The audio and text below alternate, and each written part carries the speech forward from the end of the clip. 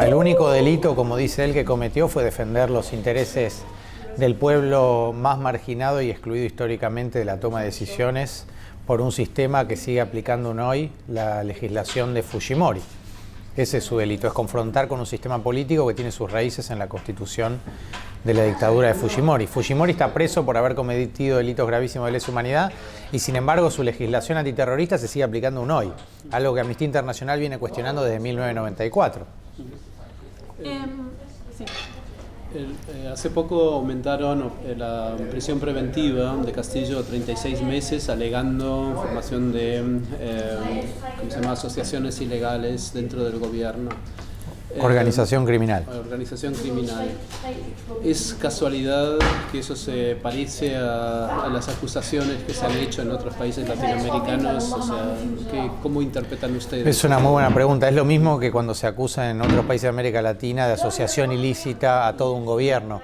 Es parte de una política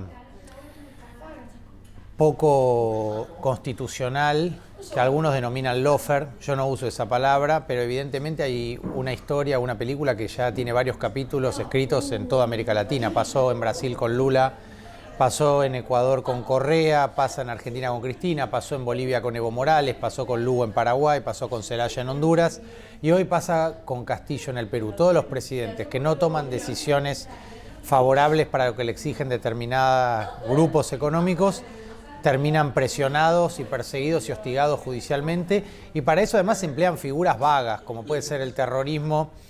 En Perú, de hecho, Naciones Unidas le pidió ayer al gobierno de Perú que limite la aplicación de la legislación antiterrorista porque se termina aplicando de manera arbitraria para criminalizar la protesta, que es lo que pasa en Perú. Pero yo no creo que sea casual. No es una acusación también de traición a la patria solamente. Claro, igual que en Argentina. Yo en todo caso creo que traidor a la patria tendrían que ser otros dirigentes que toman decisiones económicamente ruinosas para nuestros países, tomando de manera inescrupulosa e ilegal deudas externas impagables, y sin embargo esos líderes políticos de derecha nunca van presos, nunca son investigados. Siempre los que son investigados, procesados y hostigados son siempre los mismos, que son los líderes populares que toman decisiones a favor de los sectores más postergados de la sociedad, como Castillo, ¿no? Sí. Esta nueva orientación de el que en lugar de el supuesto intento de golpe de Estado, ahora lo acusan por corrupción. Claro, van cambiando el eje porque no encuentran pruebas de nada. ¿Y eso en los foros internacionales se puede hacer algo en contra de ello? Por supuesto, es la iniciativa del presidente de México, López Obrador, es convocar a la Asamblea General de Naciones Unidas para que se involucre directamente la normalización o recuperación de la democracia en el Perú, algo que hoy no se ve. No se ve no solo porque asesinaron a 70 personas, lo cual debiera bastar, y en cualquier grupo civilizado de naciones bastaría para desatar un escándalo, pero parece que todavía no es suficiente para algunos presidentes de América Latina que haya 70 cadáveres en Perú, sino por otras medidas que se van tomando en Perú y que van en contra de la democracia. Hace una semana Amnistía Internacional iba a presentar su informe en la Casa de la Memoria y el alcalde de Miraflores cerró por cuestiones administrativas ese día ese local donde Amnistía Internacional iba a presentar su informe. En cualquier otro país eso sería un escándalo, en Perú todavía no. Y ese alcalde de Lima es el que tiene la concesión de Machu Picchu en Perú, que le cobren dólares a los propios peruanos para poder visitar la tumba o las ruinas de sus ancestros. Nosotros lo vemos de una perspectiva, digamos, de colonización que sigue vigente en nuestros países y que tuvo en Perú y en Bolivia su capítulo más brutal, ¿no? Porque Castillo reivindica la Asamblea Constituyente porque reivindica la incorporación de los sectores originarios, indígenas, al sistema político peruano, del cual fueron y son históricamente excluidos, ¿no? ¿En qué se vio durante su gobierno afectada su gobernabilidad? O sea, Bueno, un montón de aspectos. Para empezar, no lo dejaban salir del país, es el colmo, pero esto sucedía. El Congreso peruano tiene que autorizar al presidente a irse del país. A Castillo no lo dejaban ni salir del país siendo presidente, pusieron a su hija presa, no le designaban a los ministros que necesitan la autorización del Congreso. 140 proyectos de ley que Castillo envió al Congreso naufragaron, es decir, que el Congreso y los tribunales lo hostigaron desde el primer día, pero además no querían reconocer su triunfo, es decir, desde antes de que asumiera ya le hacían la vida imposible. Se impugnaron los votos de los indígenas. Fujimori puso estudios jurídicos a trabajar en Lima para impugnar los votos de los indígenas, decían que no sabían votar, que eran votos ilegítimos, y por eso durante 45 días las rondas campesinas fueron a Lima a defender la legitimidad de sus votos que Fujimori estaba impugnando. Las rondas campesinas estuvieron mucho tiempo luchando por la legitimidad de su voz, para que su voz fuera escuchada en Lima, Y luego Castillo termina asumiendo como presidente gracias a la integridad del magistrado Arenas, un juez electoral que no se dejó corromper ni sobornar por las presiones que buscaban que él no reconociera la legitimidad de votos legítimos de los indígenas a favor de Pedro Castillo. Es decir, desde el comienzo buscaron horadar la legitimidad genuina del presidente Castillo, los sectores conservadores de Lima, que no quieren a un indio gobernando Perú. O sea que diría que le impidieron gobernar y después lo depusieron porque gobernó mal. Lo depusieron porque no gobernó como quería que gobernara determinados sectores, porque defiende una nueva constitución que reemplace a la constitución de Fujimori y porque defiende un modelo de economía nacional diferente al de Fujimori, que es una economía neoliberal, y porque de acá a 2026, que era el periodo de gobierno de Castillo, vencen las concesiones de los contratos ley de la época de Fujimori y eso afecta a determinados intereses empresariales que no querían a Castillo gobernando porque ya les dijo que no iba a renovar esos contratos. Y esos son intereses muy poderosos que tienen que ver con empresas internacionales que evidentemente no querían a Castillo en el gobierno para renegociar estos contratos, ¿no? El encuentro que tuvo, o sea, el Parlamento quería una vez más deponerlo, claro, entre no sé cuántas veces que quería hacerlo. Toda la semana. Sí, y él anunció que quería disolver el Parlamento. El presidente peruano, en la Constitución peruana, ¿hay alguna forma de que el presidente disuelva el gobierno? Hay una forma que en este caso no se cumplía, es cuando después hay una negación de 2 votos de confianza. Después el presidente está habilitado a disolver el Congreso. Esa situación no se había configurado cuando Castillo brinda el discurso, por eso el análisis es más complejo y los más críticos, no que yo no soy uno, yo soy el abogado de Castillo, de todas maneras defiendo sus derechos más que sus ideas. Y esto me parece importante porque el eje de mi defensa es el aspecto procesal de la destitución de Castillo, que es ilegal. Es ilegal el proceso por el cual se lo vaca. Y esto me parece lo más importante, porque Castillo, independientemente si estaba habilitado o no a disolver el Congreso, la forma en que el Congreso lo vaca después de ese discurso es ilegal. No respeta las garantías, ni el antejuicio, ni la inmunidad del presidente. Y eso convierte en ilegítima la destitución y la prisión preventiva de Castillo, con lo cual técnicamente sigue siendo el presidente de Perú, desde el punto de vista procesal, porque no se respetaron las reglas que hay, incluso cuando un presidente quiere disolver el Congreso sin estar habilitado. Para ese caso está estipulado un proceso de acusación constitucional por infracción constitucional, pero el Congreso no siguió ese procedimiento, siguió otro que no era el que correspondía y además lo siguió mal, con lo cual hay fallas en 2 niveles distintos, con lo cual la vacancia es irregular. Y yo creo que eso es lo que va a terminar diciendo Naciones Unidas o cualquier tribunal que analice en forma imparcial lo que está pasando en Perú. ¿Quiénes hicieron la acusación? ¿El Ministerio Público Fiscal? ¿El Congreso? El Congreso. Pero el Congreso, en vez de iniciar un juicio político, delega en la Fiscalía una causa penal, con lo cual hay una confusión de roles muy importante en Perú. El Tribunal Constitucional, en vez de abrir un juicio en el mismo día del discurso y de la vacancia irregular, declara resuelta a través de un pronunciamiento insólito la crisis peruana. Evidentemente estaban apurados por hacer todo rápido y no contaban con la reacción popular que llevó a una represión brutal que produjo nada menos que 70 muertos al día de hoy. O sea que decidieron en una causa sin que se pudiera defender la... Claramente no está, si hay algo que brilló por su ausencia fue el derecho de defensa de Castillo, exacto. Ese es uno de los aspectos por los cuales es ilegal la destitución.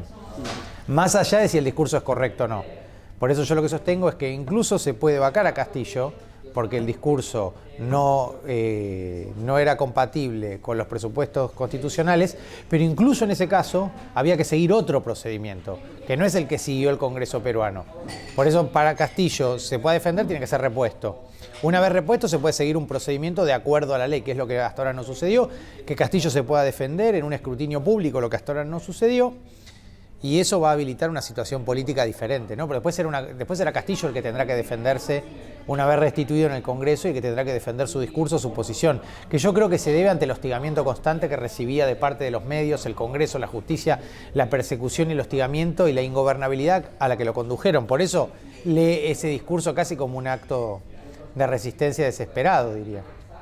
Ahora que mencionaste los medios, ¿cómo se ha manejado la prensa en general dentro de Perú y Latinoamérica respecto a lo que está pasando ahora concretamente en Perú con Castillo?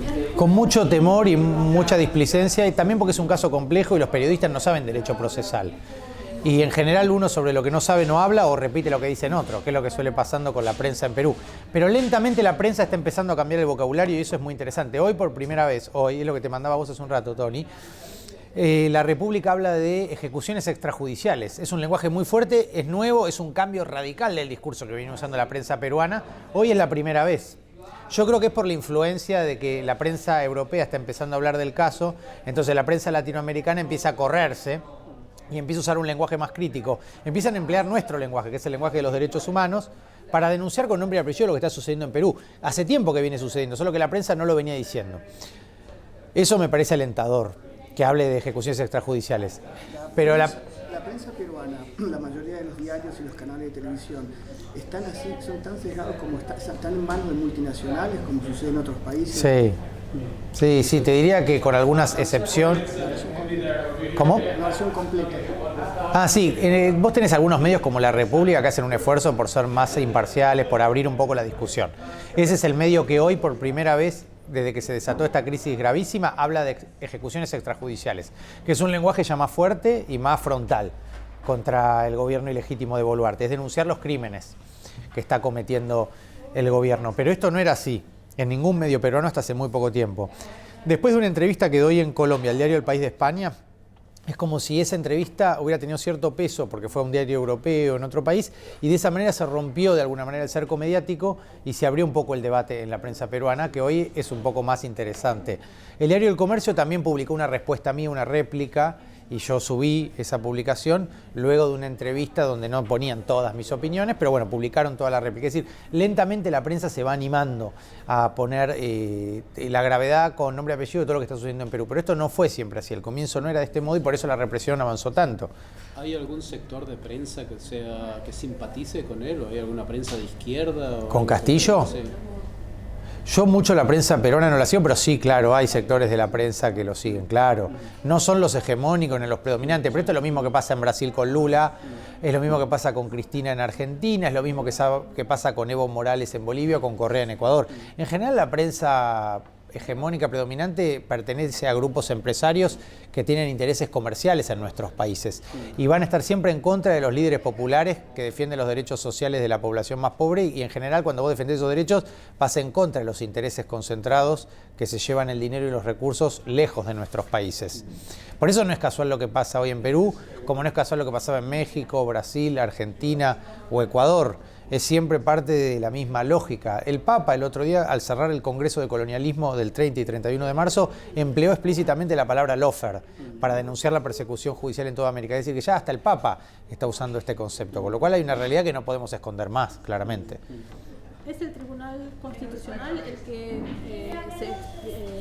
dictaminó que...? Sí, por eso el Tribunal Constitucional comete ahí un delito que se llama adelantamiento de opinión, porque sin abrir un procedimiento da por concluida una cuestión jurídica que en realidad tendría que haber analizado. Con lo cual, al haber emitido ese pronunciamiento es bastante grave lo que hace, porque le termina vedando a Castillo la posibilidad de recurrir a ese mismo tribunal, porque el tribunal da por cerrado un caso que nunca abrió. Y eso es un delito, se llama adelantamiento de opinión. Por eso, como está cerrada la vía interna después de este pronunciamiento del Tribunal Constitucional, que viola igual la Constitución de Perú, es que nosotros nos concentramos en la esfera internacional, porque la vía interna ya está agotada por el pronunciamiento del propio Tribunal Constitucional. Mal agotada, indebidamente agotada, criminalmente agotada. ¿Cómo se eligen los miembros del Tribunal Constitucional? Los elige por eso es circular la crisis política peruana y terminan funcionando como un conglomerado. Son parte de la misma, de hecho son acuerdos de partidos, son negociaciones políticas los nombres de los magistrados. O sea, que los que son parte, o sea, el Congreso también designa a quién va a juzgar su acusación. Sí, también tenés a los jueces de la Corte Suprema, algunos magistrados que tenían más prestigio que otros. Por ejemplo, el juez César San Martín tenía cierto prestigio, intervino en la condena a Fujimori. Sin embargo, cuando uno lee los argumentos del juez César San Martín en el caso de la prisión preventiva de Castillo, hay una serie de argumentos que son poco sostenibles y Zaffaroni los ha cuestionado duramente en su dictamen. Por ejemplo, dice, en otras circunstancias de tiempo, lugar y modo hubiera sido muy grave el discurso de Castillo, pero ahí mismo el juez está reconociendo que en las propias circunstancias no lo fue. Por eso dice, en otras circunstancias hubiera sido peligroso. Y eso es interesante, porque quiere decir que en todo caso fue una tentativa inidónea. ¿Por qué tentativa inidónea? Porque en ningún momento ninguna persona del ejército ni de la policía intentó de ninguna manera instrumentar lo que Castillo estaba diciendo. Nadie intentó tomar ni el Congreso, ni el Tribunal Constitucional, ni apresar a la fiscal de la Nación, nada. Absolutamente nada. Por eso Zafroni dice, fue una tentativa inidónea, en todo caso fue un discurso de resistencia, un discurso político, pero no fue un mensaje a la Nación, ni fue un plan. No hubo acto preparatorio y de ninguna manera hubo ni golpe de Estado, ni intento de golpe de Estado. Hubo un discurso que ni siquiera cumplía las formalidades del mensaje a la Nación, que exige la firma de todos los ministros. Por eso vos no podés acusar por conspiración a los ministros, porque ninguno había firmado el discurso.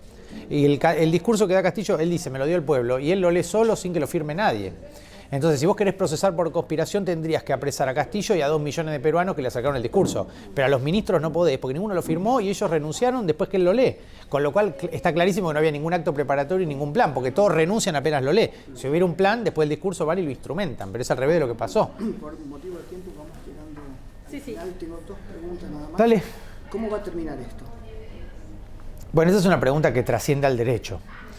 Jurídicamente lo que corresponde es restituir a Castillo y en todo caso abrir un proceso por acusación constitucional donde efectivamente se lo puede vacar a Castillo, suspender o inhabilitar incluso, pero en un proceso conforme a la ley, que es lo que hasta ahora no sucedió. Por eso el eje de mi defensa es sobre derecho procesal, no es de fondo. Yo lo que estoy diciendo es, independientemente de si Castillo es bueno, malo, lindo, feo, te cae bien o mal, gobernó horrible o no, incluso con Fujimori, que cometió crímenes horribles, hay un procedimiento que seguir. Vos no lo puedes matar en la calle, no lo puedes tirar por la ventana, arrestar porque te cae mal, es feo, es un cholo, es indio, es pobre. Hay reglas que respetar, hay un debido proceso que respetar y que en este caso no fue respetado. Eso es lo que convierte en ilegítima e inconstitucional la vacancia de Castillo. El procedimiento que debía seguir el Congreso era otro y hay reglas establecidas específicamente para lo que hizo Castillo. Y es la infracción constitucional, no la vacancia por incapacidad moral permanente. Una figura indeterminada que el Tribunal Constitucional, por otro lado, nunca quiso precisar, lo cual también es problemático, porque el sistema interamericano le dijo al Tribunal Constitucional y al Estado peruano que tenía que precisar el alcance de la vacancia moral porque daba pie al uso arbitrario, como efectivamente pasó con Castillo. Y la ONU le dijo ayer que además tiene que precisar el alcance de la figura de terrorismo, porque se está aplicando de manera discrecional para criminalizar la protesta, lo cual también viola los derechos humanos y las libertades civiles. De hecho, metieron un tanque dentro de la universidad, a los estudiantes de la Universidad San Marcos le revisan y le sacan los libros de la mochila. Pasan cosas muy graves hoy en Perú. Ahora, ¿cómo termina? También depende de la política, ¿no? De los acuerdos, de los consensos que se logren crear. Yo creo que hasta que no incluyan la cuota indígena en la Constitución y los indígenas estén representados en el Parlamento, no va a haber verdadera democracia en Perú y va a haber, seguir habiendo en consecuencia crisis política, porque falta representatividad. ¿Quién es Rosalino Flores? Rosalino Flores era un chico que tenía 22 años y que le dispararon 36 perdigones que le destruyeron el intestino en el estómago. Estuvo 2 meses internado en Lima, fue trasladado de Cusco a Lima por la complejidad de las heridas que tenía que ir a un hospital más complejo, más sofisticado. Fue en Lima, terminó muriendo. Murió hace pocos días. Yo le transmití al Papa sobre todo ese nombre, que tuviera en cuenta ese nombre para ver la magnitud de la represión en Perú, y hay videos circulando donde muestran cómo el chico estaba escapando. Le disparan perdigones a 1 metro cuando los perdigones los tenés que disparar a 35 metros. La policía dispara armas de guerra, no respeta ningún protocolo policial, la brutalidad es absoluta y por eso no quieren que Amnistía Internacional hable o informe. Nadie puede decir que Amnistía Internacional está con Castillo. Es una ONG de derechos humanos neutral políticamente que hace su trabajo. Ni eso tolera el gobierno de Perú y no deja hablar ni Amnistía Internacional. Por eso ya hoy la República habla de ejecuciones extrajudiciales, porque se van dando cuenta que es grave y nadie quiere ser cómplice de lo que está pasando en Perú. Entonces lentamente empiezan a abrir los ojos. Pero a mí lo que me parece paradójico es que Fujimori está preso por delitos graves de lesa humanidad, pero la legislación de Fujimori se sigue aplicando aún hoy en Perú. Es medio contradictorio. Él está preso por crímenes gravísimos, pero su legislación sigue vigente en Perú. Evidentemente no es solo la palabra terrorismo lo que hay que erradicar. Hay que erradicar toda una mentalidad y toda una legislación que se sigue aplicando en Perú. Por eso me parece bien que Castillo pide una constitución nueva con cuota indígena, pide una asamblea constituyente y quiera democratizar verdaderamente, tal vez por primera vez, el Perú, que evidentemente está manejado por un grupo muy pequeño de personas, por un Congreso con 5% de aprobación popular, pero que pese a que son 4 personas o 5 que no tienen ninguna legitimidad social, siguen detentando el poder. Y cuando alguien los cuestiona, termina como terminó Castillo, Evo Morales, Lula, Correa, Cristina, bueno, la persecución. Terminamos. Bueno, una sola, sí, si se puede. Sí. ¿Hay alguna instancia judicial en Perú que se esté ocupando de las víctimas de la represión? No. Porque eso habilita en un montón de países, por ejemplo, europeos, y que, sí, como pasó en la Argentina también con nuestros... La jurisdicción universal, decís vos. Sí, claro. No, nada. No. Bueno, muchísimas gracias. Muchísimas gracias, muy bueno. No, por favor.